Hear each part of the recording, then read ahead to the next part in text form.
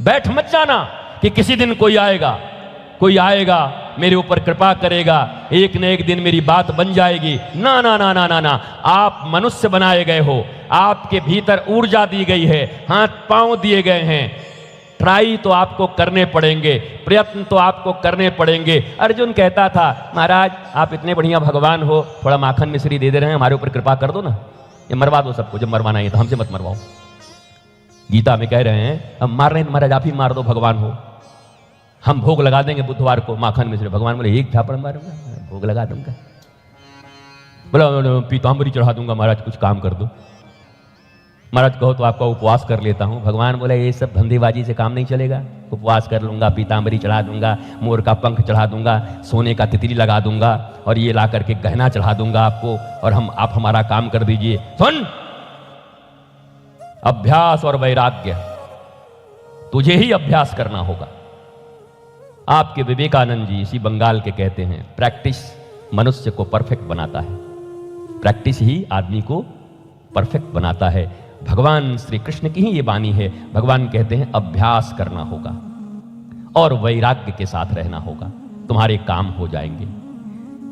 अर्जुन कह रहे हैं बार बार आप भगवान हो, मदद कर दो, मदद कर दो, आप चाहो तो क्या नहीं कर सकते। जैसे आप सब गाते रहते हैं, वो श्याम बाबा का भजन होता है ना कि कहीं से एक लिफ्ट करा दे, मोटर कार ला दे, बिल्डिंग बनवा दे, रातों रात हमको खड़ा कर दे। हमको तो समझ ही नहीं आता। ठाकुर जी वही है कि बदल गए हैं? वो इतने कठोर ठाकुर जी हैं। वो अर्जुन जैसे रात दिन साथ रहने वाले को कह रहे हैं धंधेबाजी मत सिखा मुझे महाराज, थोड़ा बुधवार को हम आप कहिए तो हम प्योर गिर गाय का आपको हम चढ़ा दे रहे हैं माखन। मतलब ठाकुर बोला हमें तू गिर गाय को माखन खवाओगे?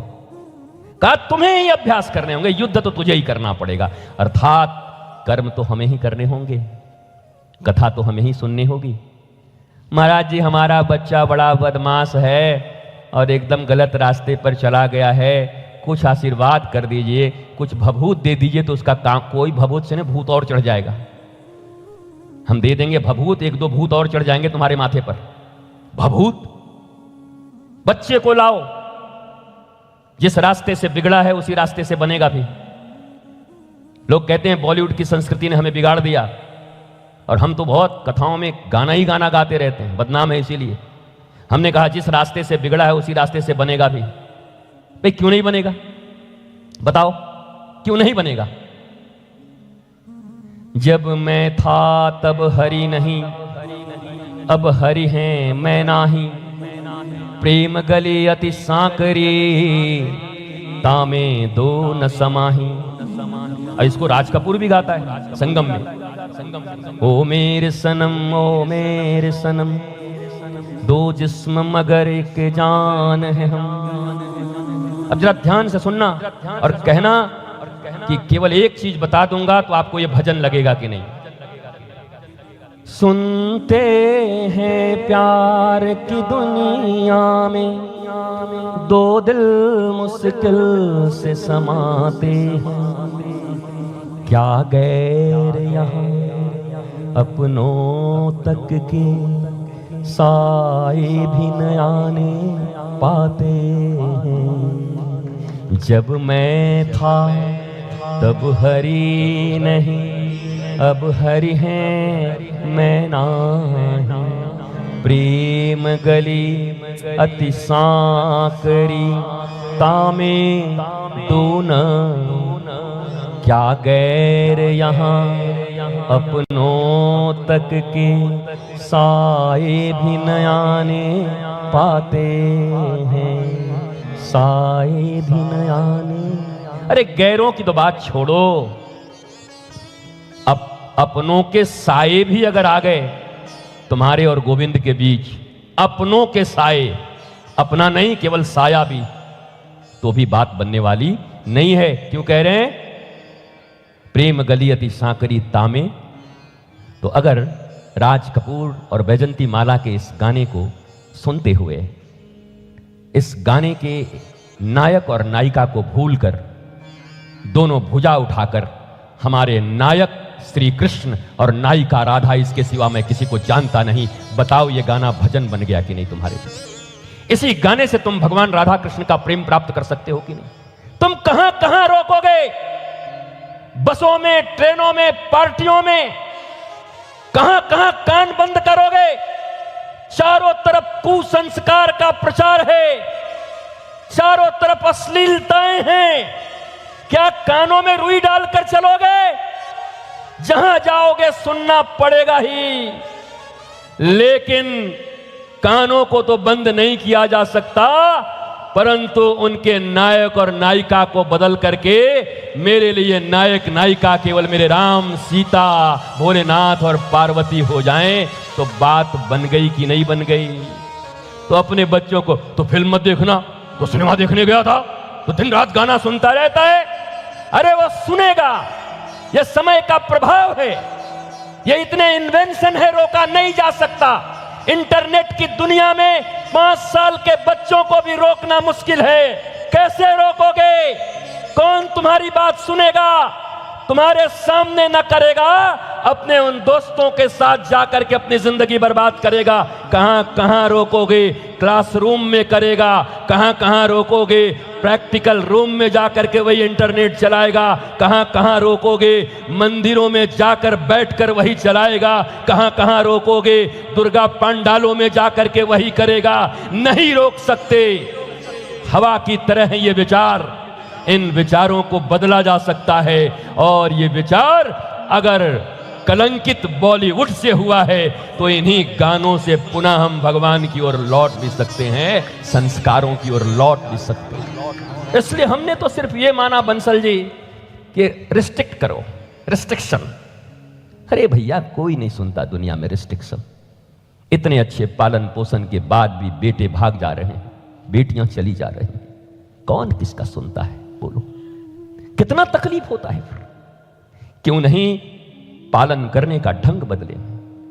इस पूरी दुनिया में हम दुनिया को तो नहीं बदल सकते। ज्यादातर लोग फेल इसीलिए हो गए, क्या बोले? मैं संसार बदल दूंगा, मैं राष्ट्र बदल दूंगा, मैं समाज बदल दूंगा, मैं क्रांति कर दूंगा। कुछ नहीं बदला, एक क्रांति नहीं हुई। क्रांति तो अपने घर से हो सकती है और अपनी संतानों से हो सकती है। पालन करेंगे। बेटे, मित्रता करना बुरी बात नहीं है, कर, जा। सिनेमा देखने जाना है, जा देख के आ। पर बचपन से ही उसके मन को ऐसा बनाया है कि जब भी वो कोई कविता सुने, गाना सुने, कुछ भी सुने, आजा तुझको पुकारे मेरा प्यार। तो और क्या, कौन सा प्यार? हर धड़कन में प्यास है तेरी। अब बताओ, ये धड़कन एक ईश्वर को छोड़, हंसो मत, listen me, I am not नाटककार एंड एन एक्टर। मैं बहुत अच्छे से आपसे बात कर रहा हूं।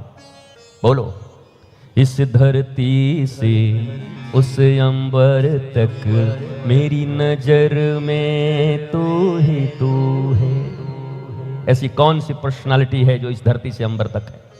एक उस परम पिता परमेश्वर को छोड़कर कोई है? अगर बचपन से अपने बच्चों को यही संस्कार दे कि धरती, आकाश, तीनों लोक, 14 भुवन में केवल वही हैं, धड़कन बनकर वही धड़क रहे हैं, श्वास बनकर वही आ जा रहे हैं, तो बस करना तो इतना ही है, अमिताभ और रेखा को आउट करो और राधा और कृष्ण को अपना नायक नायिका मान लो। हर गाने तुम्हारे लिए परमात्मा के प्राप्ति के मार्ग बन सकते हैं। नहीं रोक सकते बाकी काम। तुम सोच रहे हो कि आलिया भट्ट को देखने से रोक देंगे, नहीं मानेगा वो, तुमको देखना छोड़ देगा। और हम तो आपसे ये भी पूछते, आप सब माता पिता हैं, आप कितने असफल माता पिता हैं? आपके बेटे बेटियों के मोबाइल के कवर पर फोटो किसके लगे हैं? ढूंढो एक बार, देखो। बोलो, जन्म तुमने दिया, पिता तुम हो, मां तुम हो। मैं तो भारत के माता और पिताओं का उस दिन विजय मानूंगा और संस्कार और संस्कृति का, जब उनके मोबाइल के कवर पर किसी आलिया भट्ट और भट्ट का फोटो नहीं होगा, बल्कि कोई पूछेगा कि who is your best actor and आपका नायक और हीरो कौन है, तो बोलेगा माई फादर इज माई नायक, माई मदर इज माई नायिका। उनसे बड़ी मेरे लिए नायिका कोई नहीं है। उनके मोबाइल कवर पर वो लगे होंगे जिसमें, कहां है तुम्हारे बेटे बेटियों के मोबाइल कवर पर? एक तरफ रामचरितमानस ये सिखा रहा है कि प्रातः काल उठ के रघुनाथा, माँ तो पिता गुरु ना वही माथा। हाथ उठाने में संकोच कर जाओगे अगर पूछ दूंगा, झूठ तो बोल नहीं सकते यहां बैठ करके। अगर पूछ दूंगा कि कितने बच्चे बच्चियां हैं, क्या दंडवत होकर के प्रातः काल पहले माता को फिर पिता को और गुरु को प्रणाम करते हैं, तो आवाज नहीं आएगी, बल्कि हालत तो ये हो गया प्रातः काल उठ के अनाथा, मोबाइल में मारही माथा।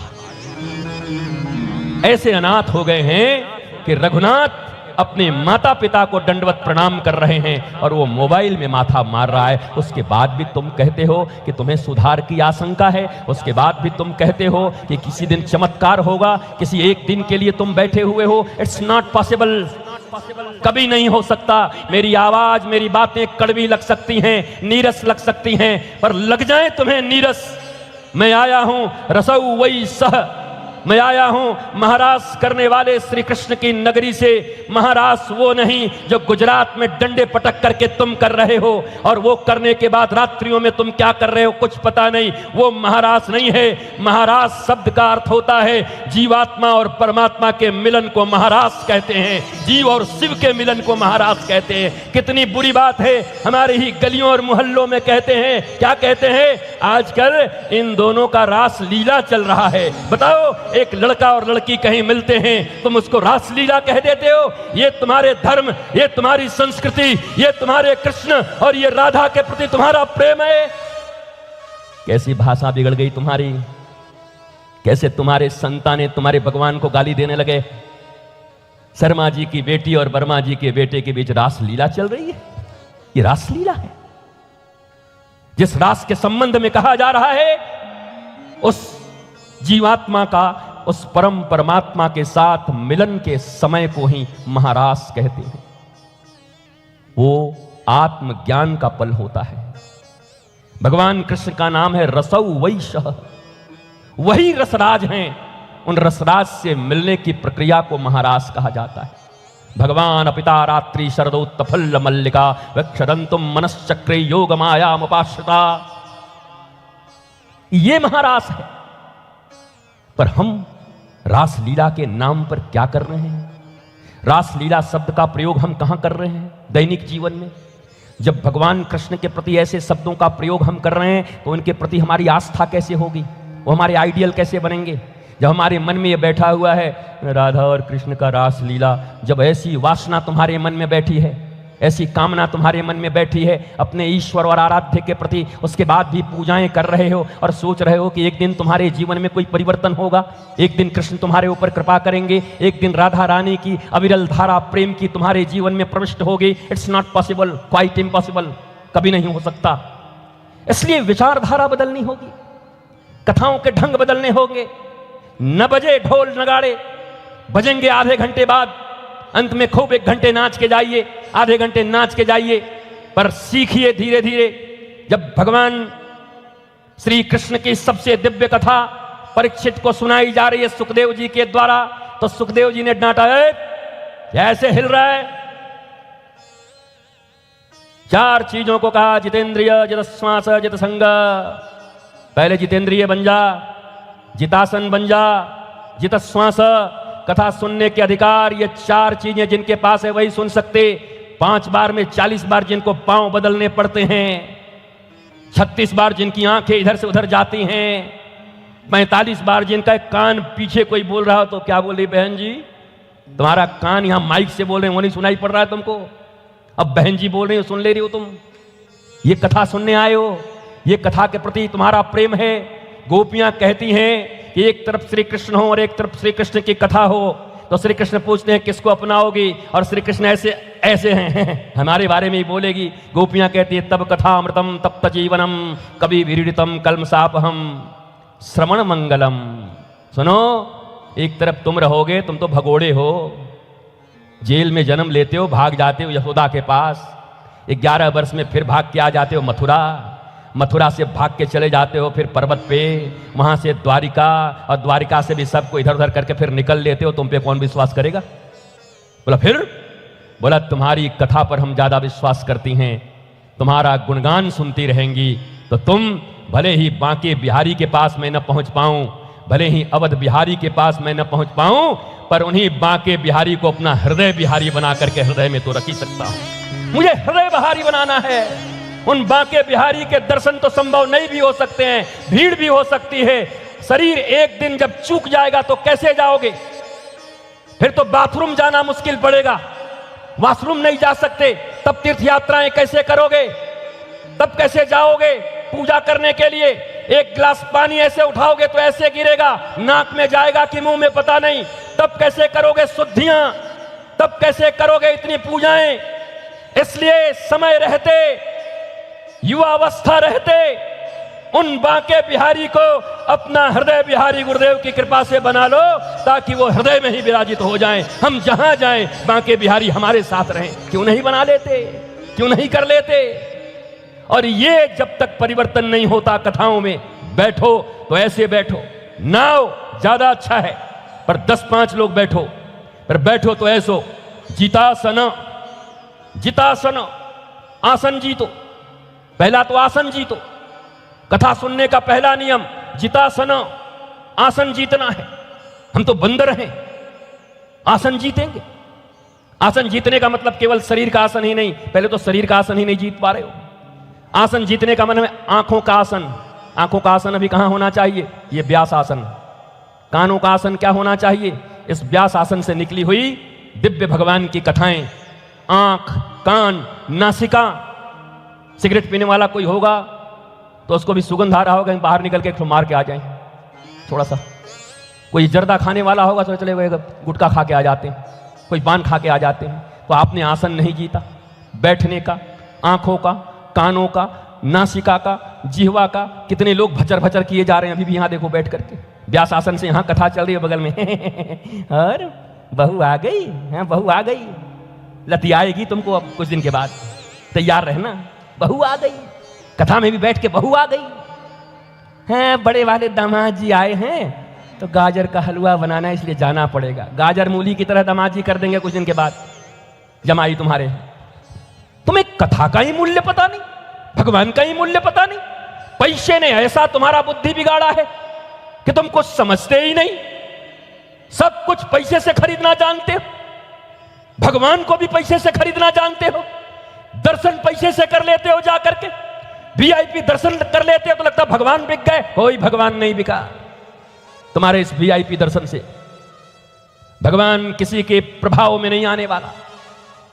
दुर्योधन के सभा में जाकर के जब भगवान ने सिखाया, उल्टा पलटा बोला, अरे खा लो, अरे 56 भोग कर लो, जीवन में कुछ खाया नहीं, खट्टे छाछ खाते थे। ऐसा मूर्ख आदमी सोने के नगरी के राजा को ऐसा बात बोलता है, पागल आदमी। भगवान जब बाद में गंभीर हो गए, सुन दुर्योधन, कोई भी व्यक्ति किसी के यहां केवल 2 ही अवस्थाओं में खाता है, या तो अभाव में हो या प्रभाव में हो। अभाव हो तो चाहे भिखारी हो, रोटी नहीं है, भूख लगी है, तो कोई गाली भी दे तब भी कहेगा दूर हम मस्टंडे हो गए, कुछ कमाता नहीं है, ले जा। उसको भूख लगी है, वो रोटियां लेकर के खा जाएगा, क्योंकि उसके जीवन में अभाव है। प्रभाव क्या है? प्रभाव ऐसा है कि आपने घर में बहुत भोजन कर लिया है, इतना खा लिया है कि पत्नी ने 1 लड्डू लास्ट में दिया, बोला क्या मरवाएगी, मर जाऊं खा के, उल्टी कर दूं।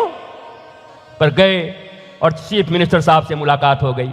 चीफ मिनिस्टर ने कहा कि जरा 1 लड्डू खा लीजिए, ऐसे करके। अब चीफ मिनिस्टर ने लड्डू दिया है, प्राइम मिनिस्टर ने लड्डू दिया है, तो अभी पत्नी तो दे रही थी तो उल्टी आ रही थी, तो बहुत अच्छा लड्डू है, भाभी जी बनाई है क्या?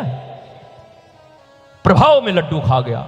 भगवान श्री कृष्ण ने कहा, सुन दुर्योधन, मैं लक्ष्मी का पति हूं, लक्ष्मी मेरे चरण दबाती है। जिस लक्ष्मी के पीछे सारी दुनिया भाग रही है, वो मेरे चरणों को दबाते हुए बैठती हैं, इसलिए अभाव तो मुझे है नहीं। और तू अपने भाइयों की संपत्ति लूट कर बैठा है, इसलिए तेरा कोई प्रभाव भी मेरे ऊपर नहीं है, तो महाघोर कलंकी आदमी है। और अंतिम बात सुन ले दुर्योधन, मैं नारायण श्री कृष्ण हूं, ना अभाव में खाता हूं ना प्रभाव में खाता हूं तो भक्त के भाव में खाता हूं, जिसका सर्वथा अभाव तेरे भीतर है। इसलिए विदुर के पास जा रहा हूं और केले के छिलके खा के आ रहा हूं। विदुर के पास चले गए, केले के छिलके खा के आ गए। अब तुम भगवान को प्रभुत्व से पाना चाहते हो, गुरु को तुम प्रभाव से पाना चाहते हो, संतों को तुम प्रभाव से पाना चाहते हो। क्या हो गया तुम्हारी बुद्धि को? भारतीयों, तुम्हारी बुद्धि विकृत हो गई। तुम टेंट खरीदते खरीदते, तुम कुर्सियां खरीदते खरीदते, तुम सोफे खरीदते खरीदते, तुम संत भी खरीदने लगे, संतों को भी खरीद कर बुलाने लगे, दाम लगाने लगे।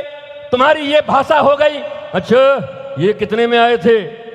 बड़े बड़े लोगों की क्या है, ये कितने में आए थे? ये हम बुलाएंगे 50 लाख वाले को। हो गया 50 लाख में बुक करके ले आया। अच्छा, चटर्जी बाबू ने 50 लाख वाला, तो अब हम हैं दनोदिया, हम लाएंगे 1 करोड़ वाले। महात्मा ला रहे हो कि पुतले ला रहे हो? गुड्डे गुड़िया खरीद रहे हो? तुम्हारी हस्ती बढ़ गई है। और जरा सोच लो, श्रीमन महाप्रभु इसी बंगाल की धरती से, और वो कहते हैं विद्या वधु जीवनम, विद्या कैसी होती है? हमारी माता सरस्वती हैं, या तो पुत्री की तरह है, न मां बेचा जाता है और न कभी पुत्री को बेचा जाता है। माता और पुत्री को तो रक्षा की जाती है और उनको प्रणाम किया जाता है। तुम बेच क्यों रहे हो? तुम खरीदने के लिए क्यों इतने उद्धत हो? जाओ किसी संत के द्वार पर कथा करने के लिए और उन्हें प्रणाम करो, उन्हें निमंत्रित करो, और निमंत्रित करते समय और उन्हें कह दो, अगर मामला लेन देन का हो, मैं व्यास पीठ से कह रहा हूं और यही कह कह के आज तक जिंदा हूं, ये कह रहा हूं, अगर लेन देन की बात हो प्रणाम करो, और अगर वो कहें कि मैं पेड़ के नीचे भी कथा करने को तैयार हूं, तुम करो, मैं बनवासी कल्याण आश्रम के लिए कर रहा हूं। अभी नीचे मैं कोई नाराज नहीं हूं। हमारे कहां गए वो? मैं बिल्कुल नाराज नहीं, बस वो उद्घाटन था, मुझे लगा मेरी जरूरत यहां नहीं है, इसलिए मैं ऊपर आ गया। वो हो गया, वो विराट कार्य के लिए हो रहा है। मेरी 7 पीढ़ियां भी प्रणाम करें, जो लोग ये काम कर रहे हैं, जो लोग ये रथ दे रहे हैं, जो लोग ये रथ ले रहे हैं और जो ये रथ चलवा रहे हैं, वनवासियों का कल्याण कर रहे हैं, 100 बार उनको प्रणाम है।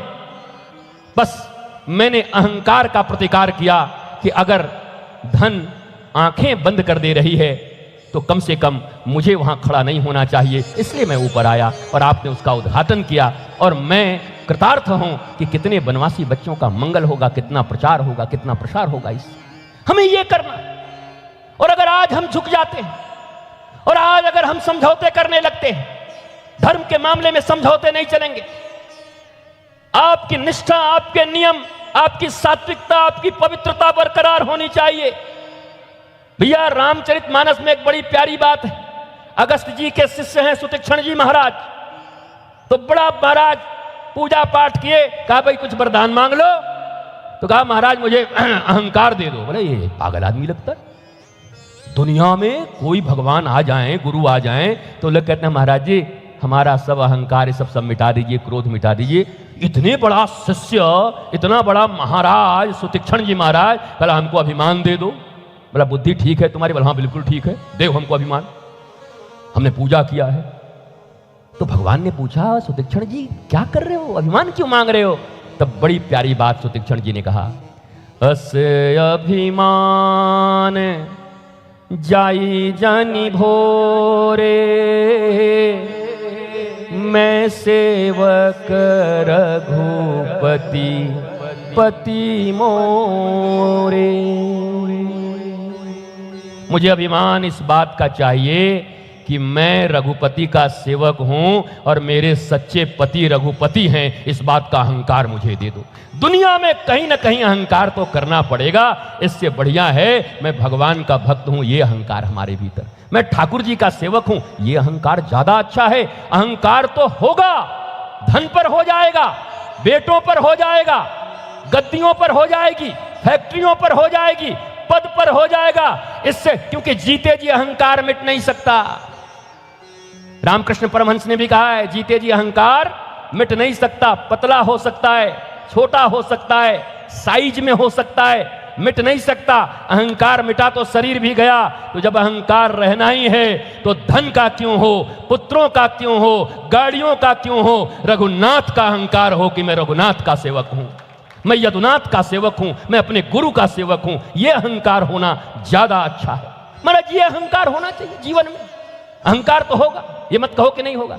गुरुजी आप कैसे महात्मा, आप क्रोध करते हैं, हमको दुनिया में एक ऋषि खोज के ले आओ सनातन परंपरा में जिन्होंने क्रोध न किया। चैलेंज देता हूं, तुम ले आओ। लाते नहीं, लाओ खोज के। एक ऋषि का नाम बताओ, एक संत सतयुग से लेकर के आज तक जिन्होंने जीवन में क्रोध न किया, बोलो। लोगों की भावना बन गई है, कैसे महाराज ये तो क्रोधी है। और राम भी क्रोधी। रावण को जब मारने गए तो लिखा है वाल्मीकि रामायण में कि भुजाएं फड़कने लगी, आंखें लाल हो गए, होठ कांपने लगे, ऐसे अंगारे आंख से निकल रहे थे मानो साक्षात काल ही क्रोध करके खड़ा हो गया। बताओ, राम, भगवान राम इतने प्रिय, रावण सामने हो तो क्रोध न करोगे तो क्या करोगे? क्या आओ, आ जाओ, कुछ पुछू, आओ बाबू। रावण के साथ क्या करोगे? क्रोध तो करना ही पड़ेगा। तो कहते हैं महाराज ये क्रोध कर देते हैं। अच्छा, तो हम पैसे के कारण क्रोध दबा दें? रुपए के कारण क्रोध मत दबाना। अपनी आत्मा को जिंदा रखना, जमीर जिंदा रखना, मौज में जीना, आह्लाद में जीना।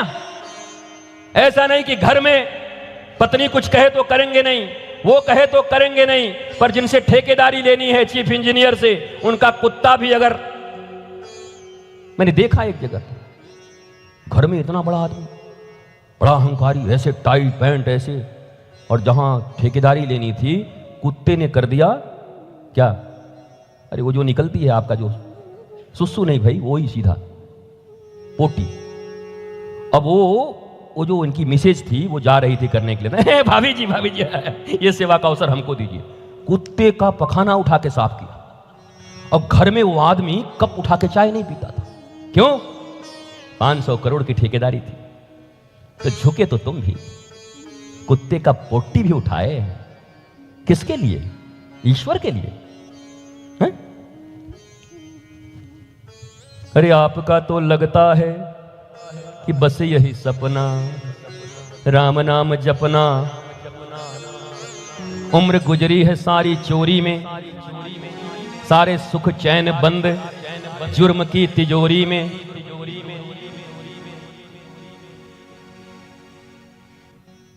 करते तो हो। बड़ी प्यारी एक बात है बंसल जी, वाल्मीकि रामायण में आ रहा है।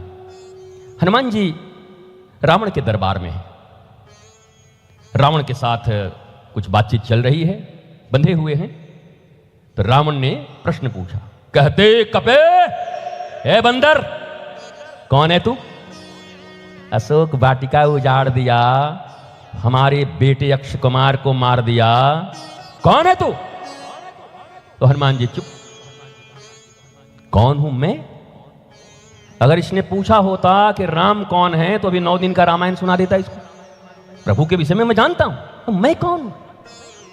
मैंने तो कभी सोचा ही नहीं। हनुमान, ये तो मेरा नाम है, हनुमान।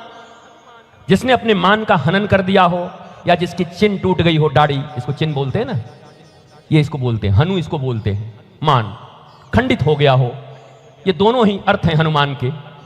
पर इस बार हनुमान, पिछली बार क्या था, अगली बार क्या बन के आऊंगा क्या पता। अच्छा अंजनी इस बार मैया है, पता नहीं अगली बार कौन बनेगी, पिछली बार कौन बनेगी लीला में। पिता, पिता भी पता नहीं, कुछ पवन पुत्र कहते हैं और कुछ हाँ केसरी नंदन, कुछ पता भी नहीं है। तो मैं क्या बताऊं। तो माता सीता ने उनको एक क्या दिया था, हाँ चूड़ामणि की तरफ देखे, बोले मां इज्जत फंस गई, हम तो दूत हैं, प्रभु की बेइज्जती हो जाएगी, जल्दी कुछ बताओ। सीता जी ने कहा गुरु मानो, बड़े ज्ञानी नाम अग्रगण्यम बनते हो ना, अब हमको गुरु मानो। कहा माता जी आप ही गुरु हो, बताओ। तो माता सीता ने उनको प्रबोध दिया। और तब हनुमान जी ने कहा दासो हम कौशलेंद्र। ए रावण सुन, मैं दास हूं भगवान कौशलेंद्र श्री राम का। रावण बड़ा साइकोलॉजिकल वार करता था। बोला अच्छा आर यू स्लेव, तू नौकर है, दास? अरे हम तो सोचे हमारे बेटे को मार दिया, इतना बलवान है, अशोक वाटिका उजाड़ डाली, हमने सोचा हिंद केसरी होगा, कहीं का राजा होगा, तो नौकर है, दास। हनुमान जी फिर फंस गए, बोला मां बताओ, ये तो बड़ी बेइज्जती कर दिया फिर से। तो माता ने फिर कुछ उनको समझाया चूड़ामणि के रूप में, और तब हनुमान जी ने जो दोनों हाथ उठाकर कहा है, मुझे विश्वास है आपके हृदय में भी रोमांच हो जाएगा। दोनों हाथ उठाकर हनुमान जी ने कहा, सुन रावण, तू काम का दास, तू चाम का दास, तू नाम का दास, तू दाम का दास, तुझसे तो अच्छा मैं श्री राम का दास। अरे दास्ता तो करनी ही है, चाहे काम की दास्ता करो, चाहे चाम की दास्ता करो, चाहे नाम की दास्ता करो, चाहे दमड़ी की दास्ता करो, इनकी दास्ता करने से अच्छी है कि प्रभु श्री राम की दास्ता करो, और मैं रामदास हनुमान हूं। यह परिचय है हमारा, ये असली परिचय है जीव का। ये सब परिचय तो बेकार है, आधी उपाधि दिया करो, हाँ, लेकिन जहां नौकरी प्राप्त करना हो ये जाके मत बोलना है आपका नाम क्या है, बोला रामदास, बोला बाहर निकल। क्या करते हो, बोला प्रभु की सेवा, बोला जाओ कीर्तन करो। वहां प्रैक्टिकली जो बोलना होगा बोल लेना, पर भीतर ये भाव रखो, न ये उपाधि मेरी है, न मेरा शरीर है, न ये रिश्तेदार अपने हैं। अरे जिनके नाम पर जी रहे वो भी अपने नहीं, पहले तुम लटक जाओगे, चाहे वो लटक जाएगा, दोनों में से अलग हो जाओगे। ये भावना दृढ़ता से भीतर में भरी होनी चाहिए, और जब ये भावना दृढ़ता से भीतर भरी होगी कि मैं केवल उनका दास हूं, तो आपके जीने का अंदाज बदल जाएगा। पैसे इतने ही रहेंगे, रुतबा यही रहेगा, पर अंदाज बदल जाएगा। फिर न झुकोगे न रुकोगे। और झुकना भी कोई बुरी बात नहीं है, झुक जाना, पर रावण की तरह रावण महाराज अपने गुरु की पूजा करने जाते, कैलाश ही उठा लेता था कमिश्नर साहब। तो पार्वती जी पूछती है क्यों डगमगा क्यों रहा है, कैलाश में भूकंप आ गया क्या? बोला नहीं, चेला आया है प्रणाम कर रहा है। बोले कैसा प्रणाम है? बोला झुक नहीं सकता ना, कैलाश उठा लिया और माथे से लगा रहा है। बोला तो कमाल आदमी। हमने पुष्पा तो बाद में बना होगा, पहला पुष्पा तो वही है, झुकेगा नहीं, बताओ, झुकता ही नहीं, वो कैलाश उठा लेता। बोले हम झुक नहीं सकते, प्रणाम भोलेनाथ। भगवान बोले जल्दी रख दे भाई, परिणाम खराब हो जाएगा। ऐसे ऐसे चेला अगर प्रणाम करें। महाराज एक विवाह में चले गए थे 15 साल पहले, ठाकुरों का विवाह था। ओ महाराज इतना क्या हुआ भैया? ठीक है, माता जी तो नहीं आ गई? हाँ आने दीजिए, आने दीजिए। माता जी आए तो एक सुआ ले जाइए और धीरे से चुभो दीजिए, माता जी चली जाएंगी। मैं मजाक नहीं कर रहा हूं, पक्का चला जाएगा। हाँ, बहुत लोग उठते हैं बीच में उठ करके, हाँ हो हम किधर आओ। हम 4-5 सुआ देके बिठाए रखते हैं, जो अल्पिन होती है ना, हमें कुछ मत करना, बच जा करके अरे अरे करके पच्च से मारना, बोला अरे तुरंत माता जी चली जाएंगी। ये सब काम नहीं चलता। माता जी तुम्हारे शरीर पर कभी नहीं आएंगे। तुम्हारे शरीर इतने पवित्र नहीं, विचार इतने पवित्र नहीं, भावनाएं इतने पवित्र नहीं कि माता जी तुम्हारे शरीर पर आ रही। हाँ, कोई ना कोई एक ऐसा रोग होगा जो कभी तुम्हारे जीवन में आ जाता हो। बी प्रैक्टिकल बनिए। इन्हीं सबों में देश बर्बाद होता जा रहा है। ये चढ़ गया, ये उतर गया, ये भाग गया, ये लपट गया, ये निकल गया, वो उतर गया, कुछ समझ ही नहीं आता क्या चढ़ गया, क्या उतर गया, क्या लपट गया, क्या झपट गया। महाराज सीधा काम करो। और मुझे तो इतना विश्वास है, जिसके जीवन में प्रभु श्री राम हैं, श्री कृष्ण हैं, दुनिया का सबसे बड़ा मंत्र है महाराज। कुछ भी हो, ये यंत्र तंत्र फंत्र उन षड्यंत्र उनके ऊपर काम करते होंगे, पर दोनों भुजा उठा करके कोई कुछ कहे, बोला हरे कृष्णा कृष्णा कृष्णा हरे हरे, हरे राम राम राम हरे हरे। हमें तो महाराज 51 वर्ष हो गए, हमें तो कुछ नहीं मिला आज तक, और ललकारते ही रह रहे हैं। 20 साल से, पिछले 20 साल से ललकार रहा हूं, कोई है तो आओ, कोई नहीं आ रहा है महाराज। इसलिए इन सब तिकड़मबाजियों में मत जियो, सीधा सीधा जियो। ज्ञान की खोज में, परमात्मा की खोज में, आनंद आह्लाद का जीवन, भय का बिल्कुल त्याग। भय के कारण धर्म करने को मैं राजी नहीं रहूंगा। प्रेम करता हूं प्रभु से, इसलिए मैं धर्मात्मा बन सकता हूं। भयभीत आदमी धर्मात्मा बनेगा, भिखारी आदमी क्या धर्मात्मा बनेगा? डर के मारे प्रभु, हे प्रभु। काय को इतना डरना भैया? प्रभु के पास जाओ, हमारे वृंदावन बिहारी में, बांके बिहारी में महाराज एक महात्मा रोज सामने से गुजरते थे मुस्कुराते हुए, जय हो लाला, तुम्हारी जय हो, आनंदित रहो, खुश रहो। एक दिन गुसाई जो लोगों ने पकड़ लिया, बोला तू क्या बांके बिहारी से ही बड़ा महात्मा हो गया? पर तो बांके बिहारी को आशीर्वाद दे रहा है। पकड़ लिया लोगों ने। तो बोला महाराज हमें क्या आशीर्वाद देने का क्या बात है? बोला तू क्या आशीर्वाद दे रहा, आशीर्वाद मांग। बोला हम क्या करें, पूरी दुनिया से लोग यहां आते हैं, भीड़ चपी हुई है। छोटे से हमारे लाला हैं 8 साल करे, और हर आदमी जो आता है इतनी लंबी लंबी लिस्ट लेकर के आता है, दुख लेकर के आता है। हमारा बांके बिहारी मुस्कुराने वाला है, इसलिए पूछता हूं ठाकुर, हमको तो सिर्फ तुम्हारी मुस्कुराहट चाहिए, तुम मुस्कुराते रहना, ये मांग के मैं जाता हूं। क्या कोई ऐसा भी जाता है बिहारी जी? कोई जाता है कहता है प्रभु तुम मुस्कुराओ? मुस्कुराए भी तुम अगर साथ देने का वादा करो तब मैं यूं ही मसनक में लुटा। पहले साथ देने का वादा करो, नहीं देंगे साथ। अरे सीधा जाकर कह सको ठाकुर मेरे बिहारी जी छोटे से हो, प्रभु आनंदित रहो, मुस्कुराते रहो, तुम्हारी मुस्कुराहट में ही सब राज छिपा हुआ है। तुम मुस्कुराओगे तो और बचेगा क्या? तुम मुस्कुरागे तो जगत मुस्कुरा जाएगा। कभी कोई ये मांगता है? कभी आप जाते हैं, हर समय भिखारी क्यों बने हो? और ऐसे ही संबंध भी हो रहे। हर आदमी एक दूसरे को कुछ न कुछ समझ करके एक दूसरे को सुखी करने का, पति पत्नी के बीच लड़ाई ही यही है। आपको हमसे प्रेम नहीं है तो बोलेगा हम, तुमको हमसे कौन प्रेम है? वो उससे प्रेम चाहती हूं, उनसे प्रेम चाहती है। ये तो ऐसा हो गया कि दशाश्वमेध घाट पर, यहाँ काली घाट पर जो बैठे हुए होते हैं भिखारी, वो 2 भिखारी मिल जाएं आपस में और कहें कि हम करोड़पति हो गए। अरे भिखारी भिखारी को देगा भी क्या? 2 आदमी ऐसे मिल गए बंसल जी, एक के ऊपर में 10 करोड़ का कर्जा था और एक के ऊपर 50 करोड़ का कर्जा था। दोनों ने हाथ मिला दिया कि अब हम दोनों मिलके चलेंगे, 60 करोड़ का कर्जा हो गया। ऐसे लोग मिलके भी क्या करेंगे?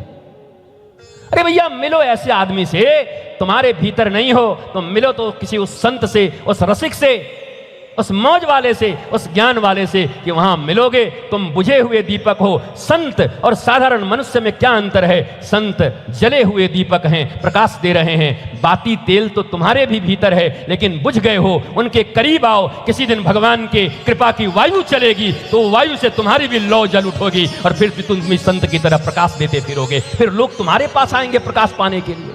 वो तो नहीं तुम करते, तुमको तो प्रकाश नहीं पाना है, जीवन भर बुझे हुए हैं। भाई जलो भी तो, प्रकाशित भी तो हो, आनंदित भी तो हो। इसलिए मिलो उन्हीं लोगों से। अरे शिकायतें मत रखा करो परिवारों के लोगों से, दया की भावना रखा करो। कोई आए और कहे हाँ आपने मुझे फिर याद करो, अरे भिखारी नंबर 34 इससे नहीं बोलना, हाँ नंबरिंग कर दो, मन में बोलना मत कभी। ऐसा नहीं कि बुआ जी आए और मुंह से निकल जाए 34 नंबर भिखारी, फिर कभी नहीं आएंगी।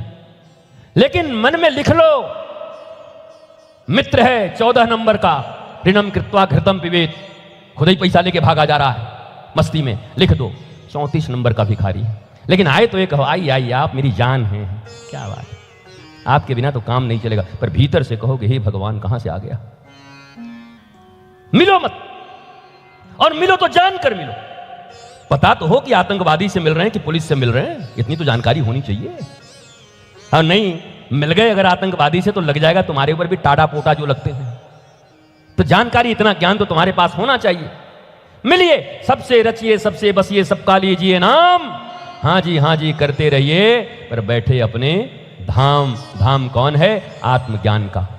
जानिए सबको, मिलिए सबसे, रूढ़ मत होइए, ये व्यवहारिकता मत खत्म कर दीजिए। सबसे मिलना है पर भीतर जानिए। अगर कांच और हीरे का अंतर ही नहीं पहचानोगे तो ठगे जाओगे।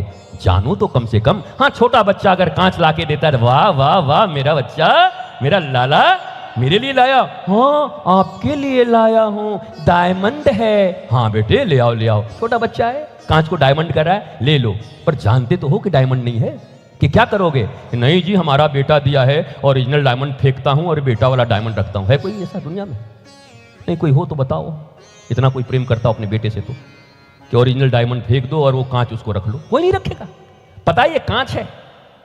तो आपको जब कांच और हीरे के विषय में पता है तो अपने साथ जीने वाले मनुष्यों के विषय में भी पता होना चाहिए कि कौन कौन लोग हैं। हाँ एप्रिशिएट करो, सबके साथ हाथ मिलाओ, सबको उत्साह दो, सबके भीतर ऊर्जा भरो, सबके लिए शुभकामना व्यक्त करो। लेकिन मनोकामना मत रखो इन लोगों से, बड़े दुख पाओगे। ये जितने भी दुख हैं ना, वो एक्सपेक्टेशन के कारण हैं, अपेक्षाओं के कारण हैं। हमने अपेक्षा पाली है। अच्छा, कोई अपेक्षा पाल करके आ गया हमारे पास। कई लोग आ जाते हैं कि गुरुजी के पास बहुत माल है, हमको दे देंगे 50 लाख। हमने नहीं दिया, दुखी हो गया हमसे। तो हम थोड़ी बुलाए थे तुमको 50 लाख लेने के लिए। अपेक्षा तुम्हारी, मिली तुमको नहीं। जाके बताया ढोंग ढकोसला है, कुछ नहीं है। हे भगवान, पैसा नहीं दिए तो हम ढोंगी हो गए, कमाल हो गए। दुनिया में तुम्हारे रिश्तेदार भी ऐसे ही होंगे। 100 काम करो, एक बार न करो तो अरे महा कंजूस हैं। अभी महाराज इतना बड़ा बड़ा गाड़ी दे रहे हैं और बनवासी कल्याण के लिए, और एक बार अगर कोई अवस्था ठीक न हो, बोला इस बार तो नहीं कर पा रहे हैं। अरे बड़ा कंजूस हो गया। अरे भाई 50 बार दिया, 70 बार दिया। आज कोई परिस्थिति आ गई होगी, कोई भावना आ गई होगी, उनके साथ खड़ा होने का समय है कि आपका दिया हुआ तो लाखों वनवासियों की सेवा कर रहा है। हम आपसे प्रेरणा प्राप्त करते हैं। बाबूजी, दास किसी सेवा में लग पाएगा तो बोलिएगा हम आपके बेटे ही हैं, ये करो। लेकिन हम कैसे हैं? 5 मिनट में विरोधी हो जा रहे हैं। 5 मिनट के अंदर में कामना पूरी ना हो तो गुरुजी खराब है। कामना हमने बनवाया था, तुम्हारी कामना लेके क्या आ रहे हैं? गुरुजी, हाँ माधुरी दीक्षित से शादी हो जाता ना, अब हम कैसे करा दें? डॉक्टर लेने से ऑलरेडी हो गई, हम तुम्हारी कैसे माधुरी दीक्षित से विवाह करा दें? कामना तुम्हारी इतनी खतरनाक है, पूरा ना हो तब क्या कहोगे? ये गुरुजी में शक्ति उक्ति नहीं है, दंड खाली रखते हैं। इसके दंड में कोई शक्ति है नहीं। तुम्हारा दंड इसीलिए, दंड तुम दंड देने के लिए, गड़बड़ करो तो दंड दूंगा, दंड ही तो है ये दंड इसके लिए लेके आ रहे हैं। ये कैसी मांग है? जरा सोचिए। ज्ञान की गरिमा और गवेषणा को अगर भारतवर्ष में न बढ़ाया गया तो ये भारतवर्ष विश्व गुरु था, थी, सोने की चिड़िया थी, विश्व गुरु था, थी, था, थी, था, थी, है क्या? क्या है? बोलो। लोभियों की जमात बनती जा रही, करप्शन का जमात बनता जा रहा है। हर आदमी के मन में करप्शन है।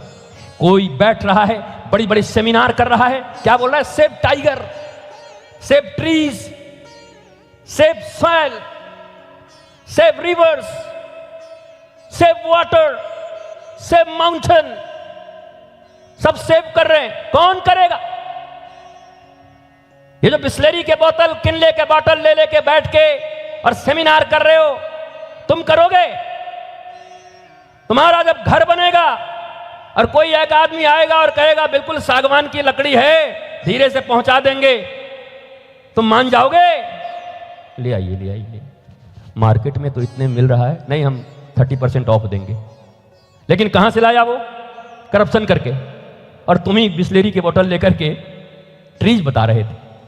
ये बंसल जी, न ट्री बचेगी, न यमुना जी बचेंगी, न गंगा बचेंगी। लोग गंगा सफाई में लगे हैं, यमुना सफाई में लगे हैं। मैं कहता हूं न गंगा की सफाई की जरूरत है, न तुमसे होगा, न यमुना की सफाई की जरूरत है, न तुमसे होगा।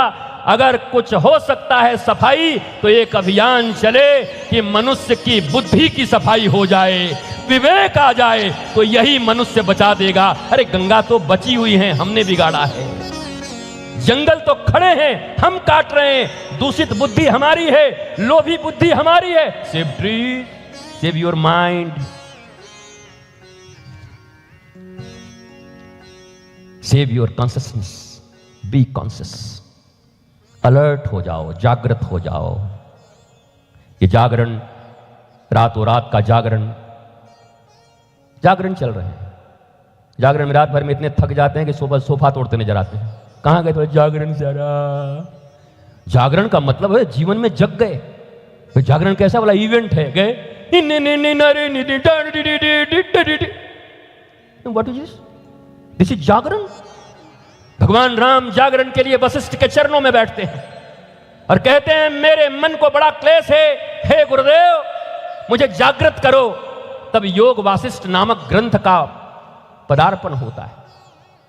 भगवान वशिष्ठ भगवान श्री राम को ज्ञान दे रहे हैं, गुरु शिष्य बने हुए हैं। वो जागरण में तो नहीं गए थे कि जागरण में जाके जग गए। मैं जागरण मना नहीं कर रहा हूं, उत्सव करो, लेकिन धर्म का मूल स्वरूप ये नहीं है।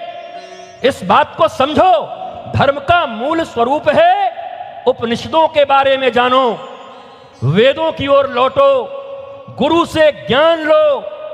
मैं कौन हूं, मन क्या है, बुद्धि क्या है, चित्त क्या है, अहंकार क्या है, विचार प्रदूषित क्यों होते हैं, दुख कहां से आता है, ये यक्ष प्रश्न हैं। ये तो कभी तुम सीखते नहीं। तुम्हारे धर्म का मतलब केवल इवेंट इवेंट इवेंट। पैसे हो गए तो इवेंट। तुम तो नए नए भगवान पैदा कर दे रहे हो पैसे के बल पर। पैसे तुम्हारे पास हैं, तुम भगवान बना दो, खड़े कर दो, बना दो धाम। पर क्या तुम ज्ञानी हो जाओगे? क्या तुम्हारे संतानों के दुख मिट जाएंगे? क्या तुम्हारे परिवार में लोग ध्रुव प्रहलाद हो जाएंगे, अलर्क हो जाएंगे? कर लो जितना करना है। ये शो ऑफ नॉलेज में नहीं चलता। इसलिए धर्म के ये तरीके हो सकते हैं, ये भक्ति नहीं है, ये डिवोशन के तरीके हैं, एक अंग हैं। पर इसी को डिवोशन मत मान लेना। रात भर जगने को डिवोशन मत मान लेना। कहीं जाकर के खाली ऐसे ऐसे 2 बार करके आ गए तो इसको डिवोशन मत मान लेना। हम तो गए थे, कहां गए थे? बोला अमरनाथ गए थे। बोला फिर क्या सोच के आए? बोला अमरनाथ में गए, जाके मांग के आए। क्या मांग के आए? भगवान ही जाने क्या मांग के आए। क्या अमरनाथ जाकर के ये मांगे कि हे भोलेनाथ, शिवोहम शिवोहम, ये दासोहम से शिवोहम की यात्रा हमारी कब होगी? मैं दास हूं आपका, लेकिन मैं वही हूं, यह ज्ञान मुझे कब होगा मेरे भोलेनाथ? हे प्रभु, हे भोलेनाथ, कृपा करो मेरे ऊपर, ये शरीर रहते रहते ये ज्ञान हो जाए। पर क्या मांगने जा रहे हैं आप? तो धर्म के तरीकों को मत बदलो।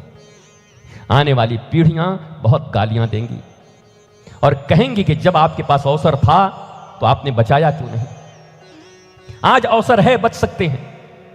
पर यह विकृति, जैसे मैंने कल कहा था कि आज के बच्चियां अगर दादी बने आगे चल करके तो बेचारी क्या सिखाएंगी? ये बच्चे दादा बनेंगे, क्या सिखाएंगे? तो ये पीढ़ी अंतिम पीढ़ी है जहां हम धर्म के मौलिक तत्व को बचा सकते हैं, धर्म के मूल स्वरूप को हम बचा सकते हैं। अगर हमने नहीं बचाया, अगर हमने पैसे के बल पर इस्टेब्लिश कर दिया कि इसी को धर्म कहते हैं, तो आने वाली पीढ़ियां भी ऐसे केवल पंडाल बना करके, डिस्को भांगड़े करके और कहेगी हो गया मेरा धर्म, पर उसके जीवन में चैन नहीं होगी, सुख नहीं होगा, शांति नहीं होगा। अभी 74% मेंटल एंजाइटी के शिकार हैं भारत में, ये 94% हो जाएंगे। उसके बाद केवल 6 लोग बचेंगे जिनकी मेंटल स्थिति थोड़ी बहुत ठीक होगी। कारण क्या है? अगर तुम इतने धार्मिक हो गए हो, अगर 21वीं शताब्दी में जी रहे हो, अगर विज्ञान इतना प्रगति कर गया है, अगर एकेडमिक क्वालिफिकेशन इतने बढ़ गए हैं, अगर यांत्रिक सुविधाएं इतनी बढ़ गई हैं, तो इसके साथ साथ डिप्रेशन क्यों बढ़ रहा है? 74% लोग डिप्रेशन की ओर जाने के लिए अग्रसर हैं। ये कैसे हो रहा है? क्या इस प्रश्न का उत्तर नहीं खोजना चाहिए? क्या अमेरिका को इस प्रश्न का उत्तर नहीं खोजना चाहिए कि उसके 90% लोग इधर जा रहे हैं? आपको जानकर आश्चर्य होगा, आज के 2-3 महीने पहले जब मैंने देखा कि भैया सबसे ज्यादा अच्छी पढ़ाई एजुकेशन के मामले में कौन है? बोला स्वीडन, अमेरिका और जापान। सबसे ज्यादा इकोनॉमिक ग्रोथ कहां है? बोला इन्हीं तीनों में। सबसे ज्यादा पर व्यक्ति का इनकम कहां है? बोला इन्हीं तीनों में। बोला सबसे ज्यादा डिप्रेशन कहां है? बोला इन्हीं तीनों कंट्री में। सबसे ज्यादा आत्महत्या कहां है? बोला इन्हीं तीनों कंट्री में। यह रिश्ता क्या कहलाता है? जहां धन सबसे ज्यादा, जहां एजुकेशन सबसे ज्यादा, जहां पर व्यक्ति का इनकम सबसे ज्यादा, वहां पागल सबसे ज्यादा और वहां आत्महत्या सबसे ज्यादा। ये तो आरटीआई डालो, मैं झूठ बोल रहा हूं? क्या विश्व को विचार करने की जरूरत नहीं है? मेरी मैया, विचार करने की जरूरत नहीं है? हमारे अपने बच्चों के लिए विचार करने की जरूरत नहीं है कि हम किस दिशा में जा रहे हैं? लेकिन हम भी अंधी दौड़ कर रहे हैं। तुझे स्टेब्लिश्ड होना है। What do you mean by establishment? Money, power, anything else? Establishment का मतलब क्या है? क्या स्टेब्लिश कर रहे हो? हमारा तो हो गया, 2 बच्चे थे, एक का फ्लैट वहां उल्टा डांगा में बना दिया, एक का काकुर गाछी में बना दिया। अब तो हम गंगा नहाएंगे, गंगा सागर में डूब जाओ, जाओ गंगा नहाएंगे। ये जरा पूछा उस बच्चे से कि फ्लैट में वो लोग ठीक से रह रहे हैं कि नहीं? बोला पति पत्नी हैं, 2 बच्चे हैं, 4 लोग हैं, 5 लोग डिप्रेशन में हैं। बोला 5 कैसे? बोला एक आने वाला है, वो भी डिप्रेशन में है। कमाल है। आपने फ्लैट दे दिया, आपने कपड़े दे दिए, आपने ये अंग्रेजों की शिक्षा उसको पढ़ा दी, मैकॉले की शिक्षा। और आप समझ रहे हो मैं पेरेंट्स हूं, मैं माता पिता हूं, संस्कार कहां गए, आत्मज्ञान कहां गया?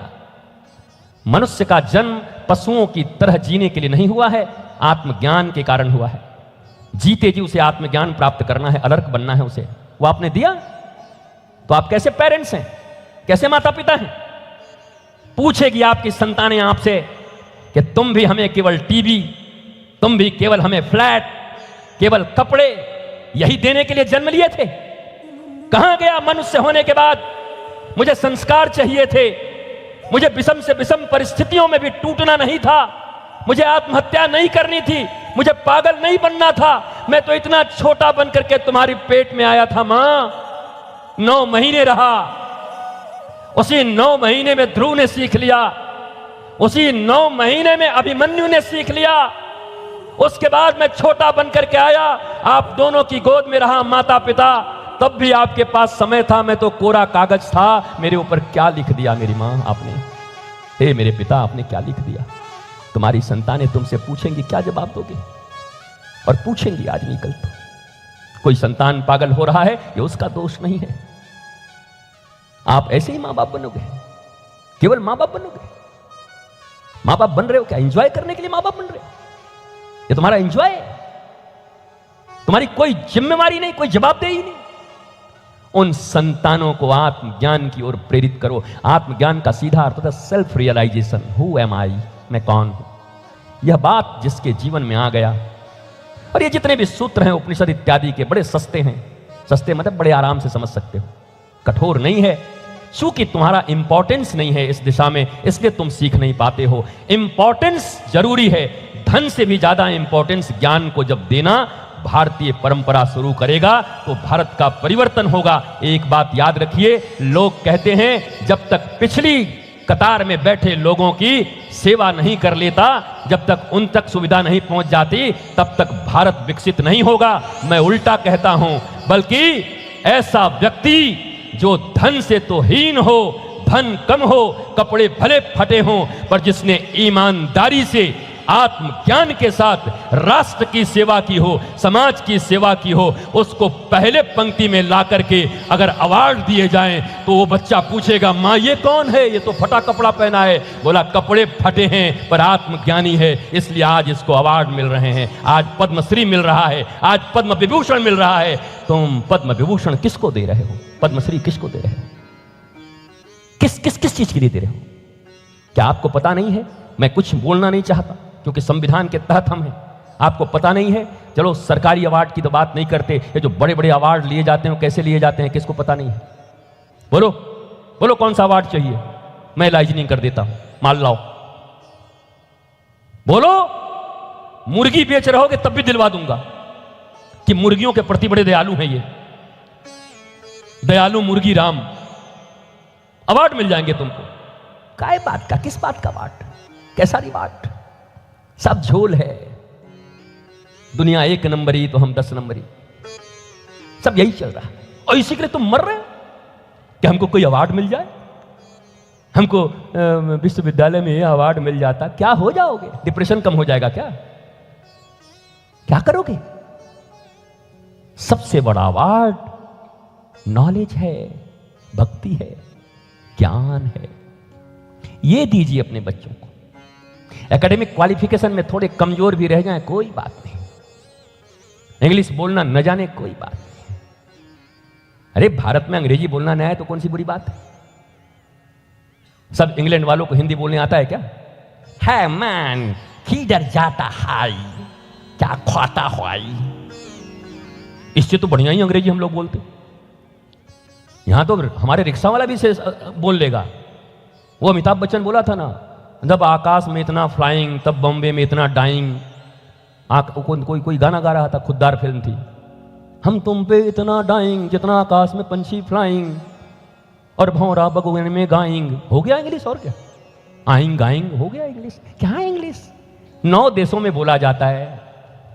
चाइना अपनी भाषा बोल रहा है, रसिया अपनी भाषा बोल रहा है, बोलो जापान अपनी भाषा बोल रहा है, जर्मन अपनी भाषा बोल रहे हैं, फ्रांस अपनी भाषा बोल रहा है। ये सब तुमसे उन्नत है। एकेडमिक क्वालिफिकेशन में और पैसे में तुमसे ऊंचे हैं। जर्मनी अपनी भाषा बोल रहा है, वो तो अपनी भाषा बोल के इतने उन्नत हो गए।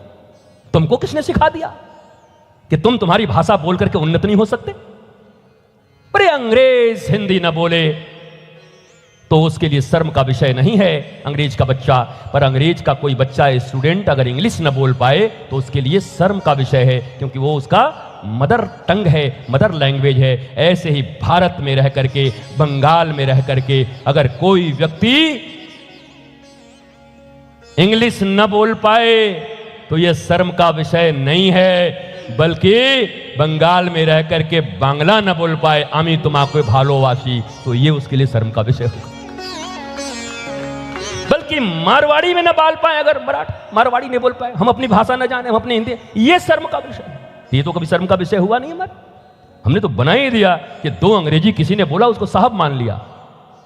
कि भोजपुरी पिक्चर में जो लोग काम करते हैं, हीरो लोग काम करते हैं भोजपुरी में, जब टीवी पर आएंगे तो एंड आई डू, हम क्या भोजपुरी बोल, भोजपुरी के लोगों ने हीरो बनाया, एंड आई डू कर रहा है। बेचारे गांव के लोगों ने जिनको अंग्रेजी नहीं आती वो देख देख के इनको हीरो बना दिए, इनकी पिक्चर सुपरहिट करा दी। और ये आते ही बिकॉज, हम के बिकॉज, सीधा बांग्ला में बांग्ला पे बांग्ला बोलो, उड़िया में उड़िया बोलो, तमिल बोलो, कन्नड़ बोलो, मलयाली बोलो। अपनी भाषा पर गौरव करो, संस्कृति पर गौरव करो, अपनी लिपि पर गौरव करो। जहां की लिपि गायब, जहां की भाषा गायब, वहां की संस्कृति गायब, संस्कार गायब, देवनागरी गायब हो गई। अब तो व्हाट्सएप पे लिख भी रहे हैं, मैं, अगर हिंदी भी लिखना है तो कैसे, MAI, मैं कल, KL, कल आऊंगा, AUNGA, आऊंगा। भाषा भूल गई, लिपि भूल गया, देवनागरी नहीं लिख सकता, बड़ी ई की छोटी पता ही नहीं है इसको। और जहां की लिपि गायब हुई, जहां का लैंग्वेज गायब हुआ, वहां की संस्कृति कभी बच नहीं सकती, वो संस्कार कभी बच नहीं सकता। ये बेसिक फंडामेंटल चीजें हैं, हम इन्हें बोल रहे हैं। इसलिए आप जिस भाषा के, आप भले बंगाल में रहते हो लेकिन मारवाड़ी हो तो घर में तो मारवाड़ी में बात किया करो, आंसू जासू करके महाराज। और जहां भी हो, मैं सत्य कहता हूं, ये भाषा, ये लिपि हमारे संस्कारों को बचाएगी। ट्रांसलेशन करके नहीं सीख पाओगे, ट्रांसलेशन में कभी ओरिजिनल फॉर्म में चीजें नहीं आ सकती। वेद का ट्रांसलेशन हो भी जाए तो वेद का पूरा अर्थ कोई जान नहीं सकता, कोई अंग्रेज कभी नहीं जान सकता। ट्रांसलेशन से मौलिक चीजें समाप्त हो जाती हैं, क्योंकि उसी भाषा में जी गई, उसी भाषा में लिखी गई हैं। जानने के लिए आपको जानकर आश्चर्य होगा, अंग्रेजों ने संस्कृत सीखा। जर्मनी के 14 यूनिवर्सिटियों में संस्कृत कंपलसरी कर दी गई। 14 यूनिवर्सिटी बड़े वेद पढ़ा रहे हैं, वेद के ऋचाओं को डिकोड कर रहे हैं कि अगर ये लोग वायुयान बनाने का स्वप्न देख सकते हैं, शास्त्र इनके पास हैं, इनके पास वो एक एक श्लोक को डिकोड करके उस स्वप्न से और जो विधियां बनाई गई हैं उससे वो और इन्वेंशन करने के मूड में हैं। कमाल है, 14 यूनिवर्सिटियों में तो भारत में भी संस्कृत जहां की मौलिक भाषा थी कंपलसरी नहीं है, लेकिन भारतीयों की आदत है जब तक लंदन रिटर्न और जर्मनी रिटर्न आदमी नहीं होता तब तक कुत्ते की भी पूछ नहीं होती। अगर यहां है कुत्ता भी लंदन से रिटर्न होकर आ जाए, बोले हमारा कुत्ता लंदन रिटर्न है, तो उसको लोग सेल्फी लेने जाएंगे। लंदन गए थे, कुत्ते से भी सेल्फी लेंगे अगर लंदन से आ गया। लेकिन हमारे घर का गली का कुत्ता है, कोई नहीं पूछता है। तो आपको मैं यही कह रहा हूं कि अगर जर्मनी 14 यूनिवर्सिटियों में संस्कृत को पढ़ा सकता है, वेदों को पढ़ा सकता है, और जर्मन भारत में नहीं दुनिया में दूसरे नंबर की इकोनॉमी है, और जर्मन किस ब्रीड के हैं आपको पता है, आर्यंस जैसे रहते हैं, अपने आप को सबसे श्रेष्ठ मानते हैं। अगर वो संस्कृत की ओर लौट गए, ये बहुत बड़ा इशारा है कि हमारे संस्कृत में भारत के विश्व गुरु होने की संस्कृति छिपी हुई थी, जो जर्मनी ढूंढ लिया, पर हम नहीं ढूंढ पा रहे हैं। हम आज भी बैठे हुए हैं चुपचाप। हम आज भी इंग्लिश पढ़ो, जर्मन पढ़ो, फ्रेंच पढ़ो, 22 भाषाएं तो मैं ही जानता हूं, तो क्या हो गया उससे? आओ, मैं 22 भाषाओं में तुमसे बात कर सकता हूं, लेकिन मैं अपनी भाषा का मास्टर हूं। और पूरा प्रयत्न होता है कि पूरी अपनी भाषा में कथा करूं। ये तो आप जैसे अंग्रेजी देसी मुर्गी बिलायती बोल कुछ लोग बैठे होते हैं, इसके लिए अंग्रेजी बोल नहीं पाते बीच बीच में, कि जो बच्चे बैठे हैं, अरे बाबा है, इसका जटा है, इसकी दाढ़ी है, अनपढ़ है क्या? अनपढ़ नहीं, तुमको वही पढ़ाऊंगा बिठा कर ट्यूशन। कल ही बोला था, physics, chemistry, mathematics, geology, zoology, botany, इतने के जो भी कम से कम ग्रेजुएशन के छात्र हैं उनको मैं अच्छा ट्यूशन दे सकता हूं। अब तुम्हारा हमारे ऊपर क्या रोब चलेगा बताओ? बोलो क्या रोब करोगे हमारे ऊपर? लेकिन अपनी भाषा का प्रयोग अधिक से अधिक करो। ये संस्कार मुझे एकेडमिक क्वालिफिकेशन से नहीं मिला, मैं कह सकता हूं ये सारे संस्कार मेरे जन्म देने वाली मेरी मां के हैं और मेरे गुरु के संस्कार हैं जो मैं आपके सामने बैठा हूं। पहला संस्कार मेरी मां ने दिया, मेरी मां ने, और गुलाब की छड़ी से मार मार के दिया है। ऐसे नहीं है गुलाब की छड़ी मारा कांटे में लगने तड़ तड़ मारती थी। हम कह रहे दूसरा छड़ी निकाल ली, कांटा वाला क्यों मारती है? बोला इसी से सीखेगा तू, ऐसे नहीं सीखे। तो वो संस्कार, आज उनकी कठोरता को मैं इस व्यासपीठ से याद कर रहा हूं। नहीं, शरीर में नहीं है, पर मेरी मैया तो मेरे ही भीतर होगी ना, उनके संस्कार तो मेरे भीतर होंगे, मेरे गुरु के संस्कार मेरे भीतर होंगे, शरीर में वो भी नहीं है। तो आप भी जब जाओगे, मैंने जैसे कहा 200 साल के बाद कमिश्नर साहब, आपके परिवार के लोग कह पाएंगे कि हमारे कमिश्नर साहब ऐसे थे कि उस जमाने में सदगुरु जी के साथ छुट्टी लगा लगा के गुरुदेव की सेवा में, नौकरी में रहते हुए भी उनकी सेवा करने के लिए कलकत्ते और दिल्ली जाया करते थे। ये आपकी संतानें कहेंगी, उस समय छुट्टी लगा के वो जाया करते थे। ये आपकी संतानें कहेंगी, ये आपके लिए बहुत बड़ा बात होगा। मैं चाहता हूं ज्ञान के प्रति सभी जागृत हों। हम हनुमान जी के विषय में प्रणाम करते हुए, हनुमान जी की सुंदर कांडा यात्रा को प्रणाम करते हुए, देखो हनुमान जी की कितनी प्यारी यात्रा है। छोटी सी, एक छोटी सी बात सिर्फ सुन लो। हनुमान जी क्या करते हैं? पहले उनको याद ही नहीं रहता, भूले रहते हैं, भूले हुए हैं, ज्ञानी हैं पर भूले हुए हैं। याद दिलाने वाला कौन? जामवंत। जामवंत वृद्ध हैं, बड़े हैं, तो ज्ञान वृद्ध और उम्र में वृद्ध ऐसे जो लोग हमारे घरों में बैठे हैं वो जामवंत हैं। तुम जवान हो सकते हो, हनुमान हो सकते हो, पर भूले हुए हो। जगाएंगे तो वही दादा दादी और माता पिता तुम्हें जगाएंगे, गुरु तुम्हें जगाएंगे। उनकी बातों को सुनना प्रारंभ करो। जामवंत जी ने जगाया, हनुमान जी चले। पहले कौन मिला? मैंने आपको बता दिया। पहले कौन मिला? मैनाक। किसने डिस्टर्ब किया? मैनाक ने। मैनाक कौन है? बोला सोने का पर्वत। अर्थात जब आप शांति की खोज में निकले तो पहला बाधा क्या आया? सोना, गोल्ड, धन आपको रोकेगा, ऐसो आराम आएंगे। अरे चलो यार, कहां फंस रहे हो? लंका है, रावण है, युद्ध कर देगा, बैठो चुपचाप। तो उस समय हनुमान जी ने क्या कहा? राम काज कीन्हे बिना मोहि का। फिर मैं आप सब बंधु परिषद के लोगों को यही कहता हूं, मुझे पता है आपको रोटी दाल मकान की कमी नहीं है, पर मैं आपकी सराहना करता हूं, अभ्यर्थना करता हूं और उत्साह के साथ आपको नमन करता हूं। आप राष्ट्र के लिए और वनवासियों के लिए लगे हुए हैं। आपको तो प्रणाम करने का मन होता है कि आपके कार्य ऐसे ही सदा चलते रहें और मैं जहां जहां आपके कार्य लग पाऊं। मैंने तो सोच लिया है, जहां जहां जाऊंगा तो 2 शब्द तो अब बोलूंगा ही कि ये वन परिषद के लिए आप खड़े हों। 80,000 गांवों में है, ये महाराज लाखों गांवों में होना चाहिए। जीवन ही जुड़ गया आपसे। जोड़ तो ऐसे ही होता है। जीवन का प्रेम तो राष्ट्र से है, सनातन से है। हमारा आपका रिश्ता टूटेगा कैसे? ऐसा थोड़ी कि संदेश नहीं दिया तो रिश्ता टूट जाएगा। संदेश नहीं, संदेश खिलाया हमने, संदेश तो खा ही लिए कि संदेश नहीं दिया तो अब रिश्ता नहीं रखेंगे। रिश्ता तो राष्ट्र लेके है, संस्कार लेके है, संस्कृति लेके है। कैसा थोड़ी है कि आए थे हमारे पास वो लोग कि बाबा जी कलकत्ता आइएगा क्या, संदेश खिलाऊंगा, तो हम आ गए। कि नहीं, वो वनवासियों के लिए, राष्ट्र के लिए, सनातन के लिए आप चलेंगे क्या? तो हमारा रिश्ता ही बेस क्या है? सनातन को लेकर, राष्ट्र को लेकर, ह्यूमैनिटी को लेकर, संस्कृति को लेकर, संस्कार को लेकर। संदेश तो अच्छा ही जाएगा। और ऐसे 2 दिन से लगातार संदेश खा रहा हूं।